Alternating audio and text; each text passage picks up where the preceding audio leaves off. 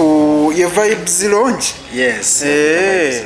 Okay, opposite Centenary Bank wano. Otusinzidde okushootingira. Kwaniriza webale kuba mulabi mulungi wa Fik Media, subscribe, like, comment, share. Nkwebaza gwatambudde naffe kati guno mwaka gwa 7 I think yes okuva 2018. Omukutu guno nga weeguli. So guno mwaka gwa 7 nga tuli wano tuweereza eggwanga. Era abatambudde naffe mwebale nnyo mwebalire ddala. Nina omulabi wange ow'olulango. Yes. Bamuyita promoter Senkaali. Oyo buli kooteka yasooka keberako. Yasooka keberako. Na commentinga na sharinga na likinga. Awangalira awo Dubai. Ye bannayi Senkaali ovaayo de Dubai. Eno mwaka guno era se kukuloge najirira Dubai. Kolebya kasukuna otekemu ku luseke. Ndukubani ye mwenyine obuli ku mwana oyo ene Senkaali lwaki oli mugumu kimugambire wano omukulu Senkaali omukulu agambye mulowooze omwana namusabayo $10,000 ya awe Dubai kazi ziba Riyadh meka 10 ziba meka naye nga tayina kavaako wadde naye $10,000 is just $35 ndoza 36 kale naye omwana naye banaye Senkaali oli mugumu naye anyway wagenda kunoonya ssente ate twagala okomewo wano ng'olina ssente. Alan Hilson naawe tukusuubira okukomawo wano. Alan Sebo guno omundi gwe gwakubiri ng'agenze eyo Dubai ali oba ali luddawa naye ali mu buwalabu awo kyemmanyi ali Abu Dhabi ali Qatar ali Qatar kali Alan Hawson, wherever you are, we love you so much. Nenga masake kumisinga, more especially mu art industry tukumisinga. Ono musajja oyo Alan oyo gede ko Alan oyo. Alan yali 2016 nga nchakola ku 5FM mubende. Sebo nga Alan twasinkana ku Zero Facebook wajiweza ko. Zero Facebook nagikozesa. Sebo Alan twasinkana ku Zero Facebook. Nampe ndonga ebiseere ebyo nga WhatsApp zitanikirizawo. Paka wenzi jide Masaka. Siwa kakati by the way Alan yoyo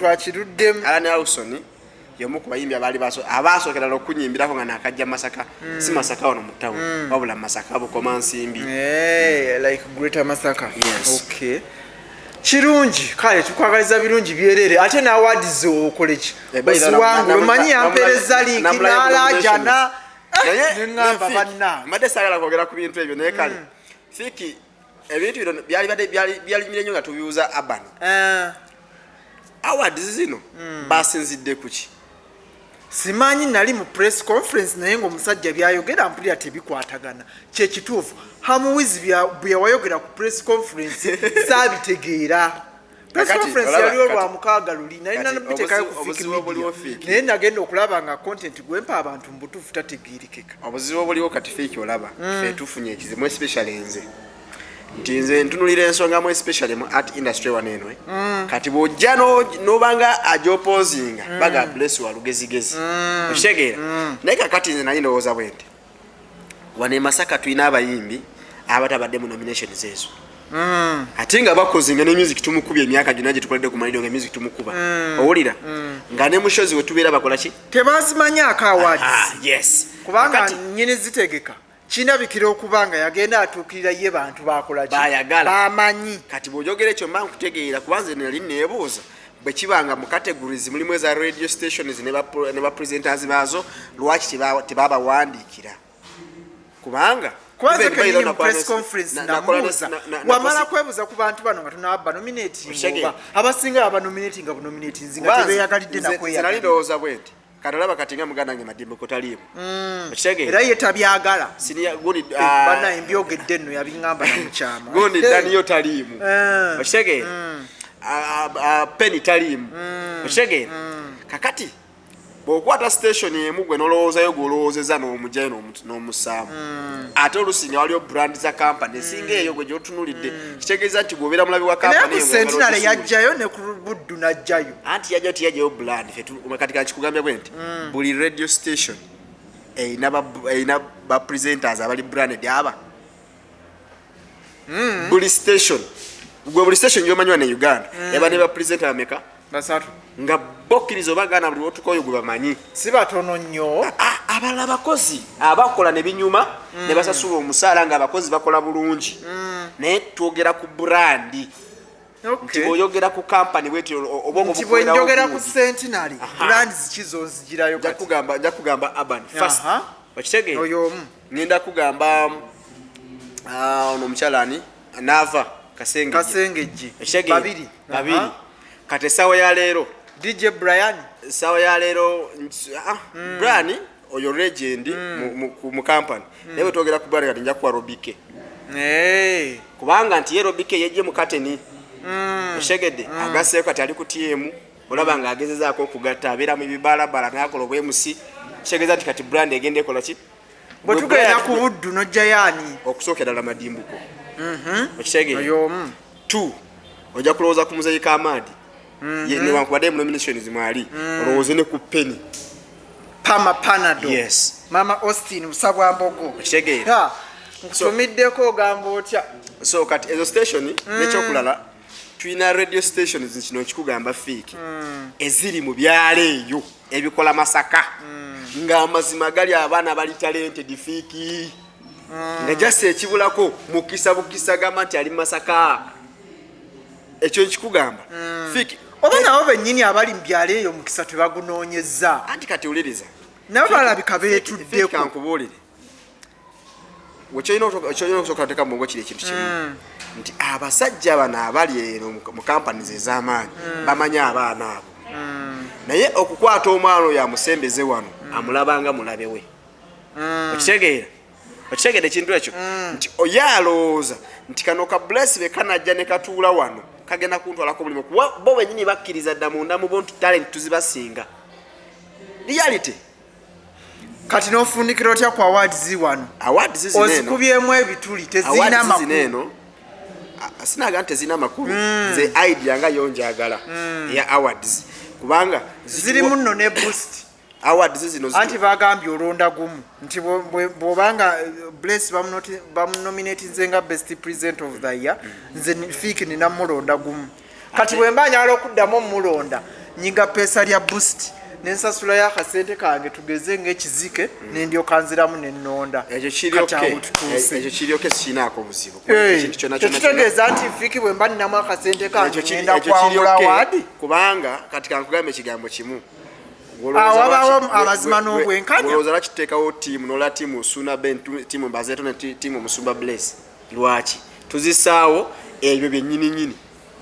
okitegedde era bwogenda kati kwaba balina tiimu zizaabwe ojja kusanga balina leadership ennene oba balina roads ennene okitegedde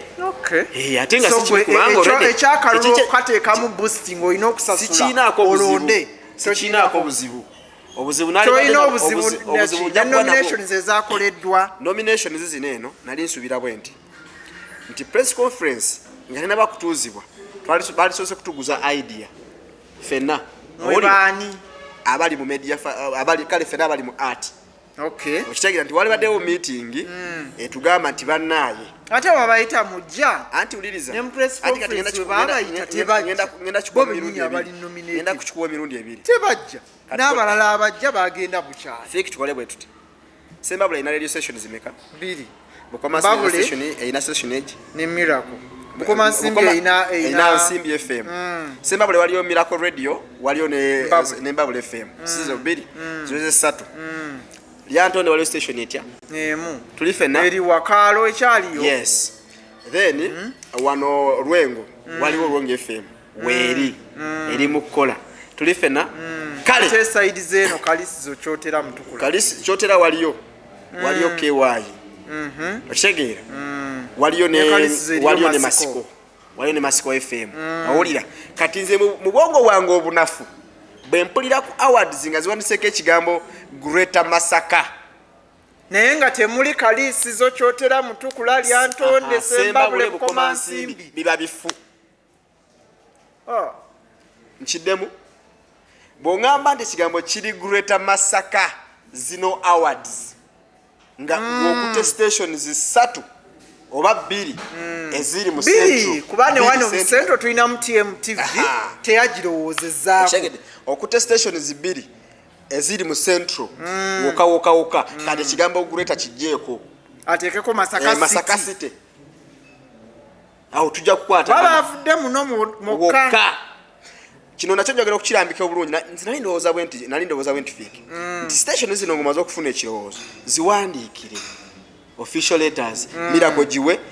Miracle Radio giwe eyaayo Mbabule giwe eyaayo Nsimbi giwe eyaayo Lwengo giwe eyaayo okitegeera Kalo giwe eyaayo Masiko FM giwe eyaayo ng'obategeeza nti tujja n'ekirowoozo bwe kiti muwandiise abakozi bammwe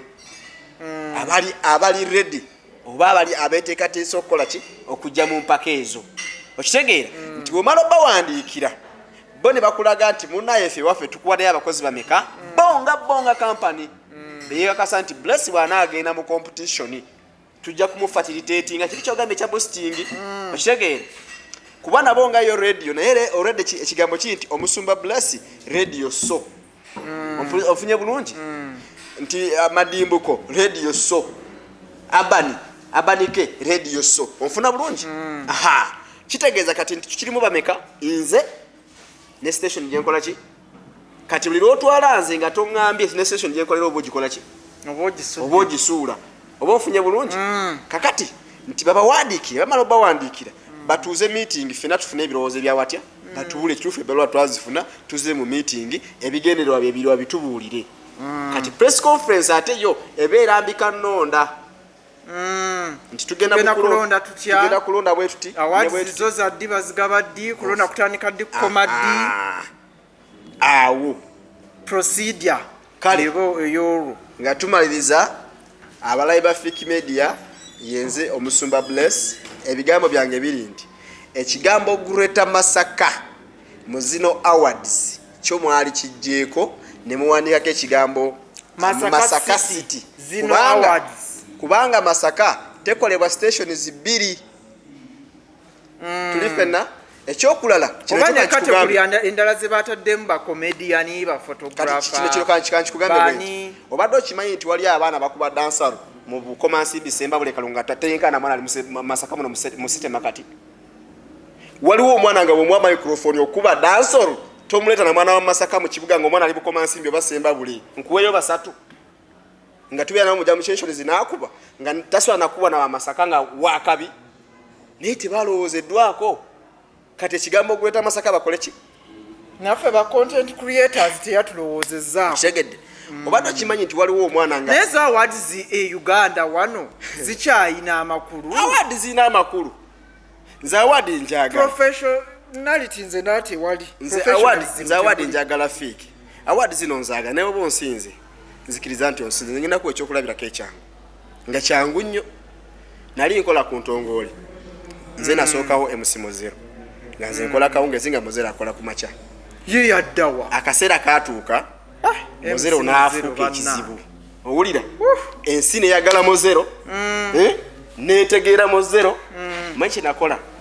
nakkiriza nti omusajja akusinze omuzindaala agukozesa n'agulekawo tagutwala kitegeeza nti talenti ye nene okusinga ku yaani ne mudde emabega obadde okimanyi nti ze nasuliranga MC Madimbuko baaga omuli engoye ne jaketi zaabwe n'engato ze bagenda okwambala naye MC Mozero nga tugenda ku stage obadde okimanyi ene Masaka wano nga nkyakola ku ntongole bukomansi naye nkoledde ku Miracle Sembabula nga nze basulira baaga zaabwe nga muli jampa zaabwe niki ne tutuuka ku show ne baakyusa ne mbikwata ne ngenda ku simu ne bakwata ebifaananyi naye nga ffe tukola ku stations ate nga ffe tukola drives ologobala ki nga kyembala kyekino leero kati saa zino ndi Masaka naye ate nja kugamba nti okubeera kwange Masaka kuyinza okubawo omukono gwa Madimbuko nti namufunako connections ekitegeera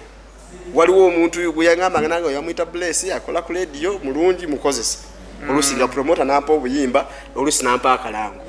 yesawe ndi kati saa zino okubeera Masaka waneyo ekitegeera ekintu ekyo so lugete lubadde lwange muganda wange kali ebyo nga tubimye amazzi naye by the way mubalonde abalimu mubalonde okulonda kwatandika dda nga 3 nze nalonda naye saalonda kaka nga 22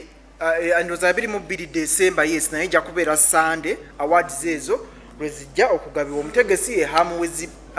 yeyita Hamwizi Fashions oluusi Hamwizi era tukwebaza